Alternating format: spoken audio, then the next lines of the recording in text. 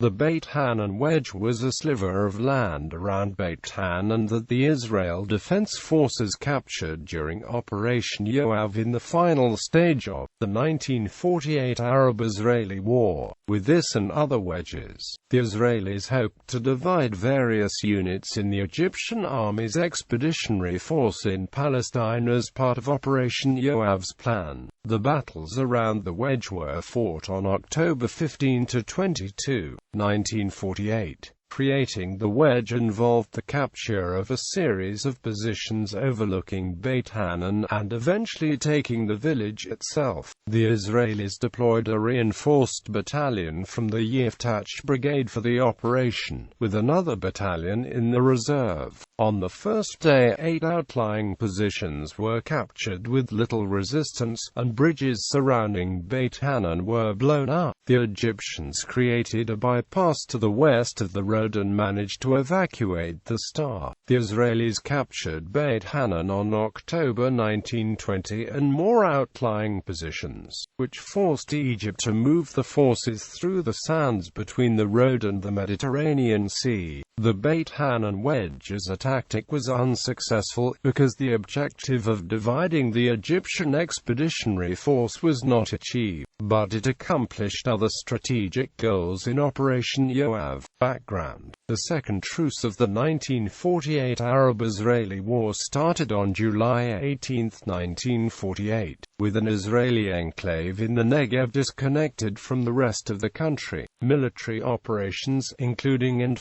death to the invader and GYS, to create a corridor between the two areas, failed. The United Nations mediator Folke Bernadotte's second plan for Palestine became known on September 20, days after Bernadotte was assassinated by the left. This plan envisioned the Israeli Negev enclave to be handed over to the Arab side. Israel's military options were bonded by its leadership during the second truce, and the Bernadotte plan prompted the government and army to decide to concentrate the next effort on the southern front. The operation, codenamed the 10 Plagues, was meant to open a permanent ground connection to the Negev, and gradually encircle the Egyptian forces in the Beit Jibrin corridor by creating wedges that would deny the Egyptians free movements between the main troop concentrations. This was the approach favored by Yigal Allon, head of the Southern Command, which mostly won over the General Staff's proposals to directly assault the large Egyptian concentrations. The Yiftach Brigade, which previously had participated in Operation GYS but was not native to the Negev theater,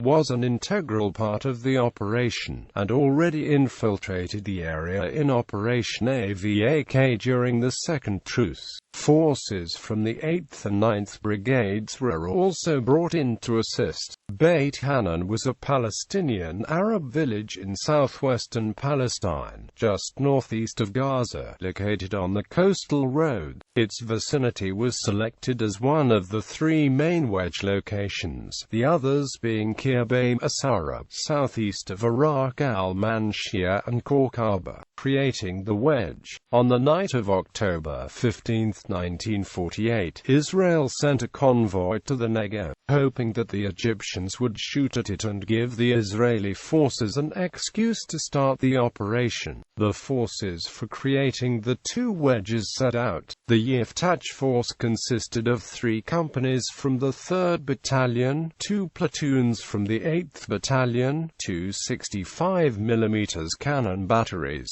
1 75mm cannon battery, 1 mortar platoon, 1 machine gun platoon, 2 mobile 20mm cannons. Another reinforced battalion was placed in the operational reserve. Most of the forces moved to the northwest from Nerim to a line about 600 meters east of Beit Hanoun. On the first night, 8 positions were captured with only light resistance. Hill 113.9 just north of Nerim, where they set up the mission's headquarters, and Hills 81.2, 75.6, 79.6, 78.7, 84.4, 80.1 and 110.7.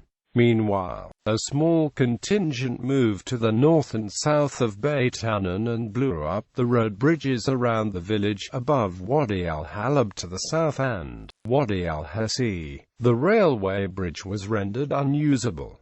The Egyptians attempted a counterattack on Hill 81.2 in the same night, but were repelled. An Egyptian armored force that attempted to reinforce Beit Hanoun from the south met with heavy fire from the Israeli forces at the southern bridge, and retreated. At 1500 on October 16, the Israelis staged a raid on Dimra, but failed to take the village. They also took heavy aircraft and artillery fire from the Egyptians, who were able to inflict significant damage because the Israelis were not properly dug in and the engineers had not yet finished creating proper cover. On October 17, the Egyptians sent troops to Hill 60.3, just north of 81.2.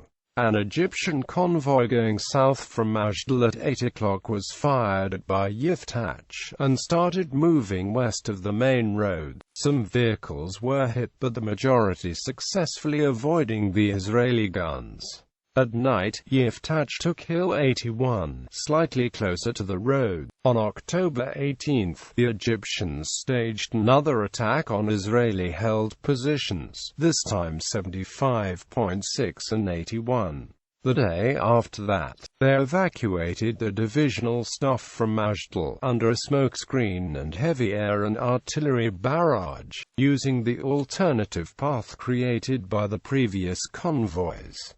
Seeing that the wedge was ineffective, the Israelis sought to deepen it. On the night of October 1920, the Yiftach forces took over Beit Hanoun itself in the west, and Hill 60.3 and Dimra in the north. On the following night, Hills 57 and 70, overlooking Beit Hanoun, were captured to strengthen the hold on the wedge. Egyptian forces were thus unable to use their alternative road and created yet another bypass, this time in the sands further to the west. This involved significant engineering work, and a makeshift road of wooden wire netting was laid on the shoreline, which trucks and armored vehicles were able to move through. Aftermath and impact. The Beit Hanoun wedge was largely ineffective in cutting off the Egyptian headquarters, in part because the Egyptians saw the situation as extremely grave and fought desperately to get the units through. On the other hand, it achieved a strategic goal, where a significant number of Egyptian forces were allocated to fighting the Israelis in the wedge, which eased the other battles of Operation Yoav for Israel. Some scholars are of the opinion, however, that completely cutting off the Egyptian headquarters was never an objective of the wedge. They believe that the Israelis foresaw a situation like the one of the Fallujah pocket, where a large stationary Egyptian force was indeed surrounded, eventually leading to heavy Israeli casualties and a failure to take the pocket. The Beit Hanoun wedge, however, created just enough of a panic for Egypt to start evacuating major forces, but prevented a situation where they would dig in and pose a significant obstacle. The forces that would later be trapped in the Fallujah pocket were indeed part of the Egyptian division headquarters withdrawal request. As part of the 1949 armistice agreements between Israel and Egypt, Israel agreed to hand over territories around Rafah and Beit Hanoun, including the wedge, in exchange for the Egyptian evacuation of the Fallujah pocket.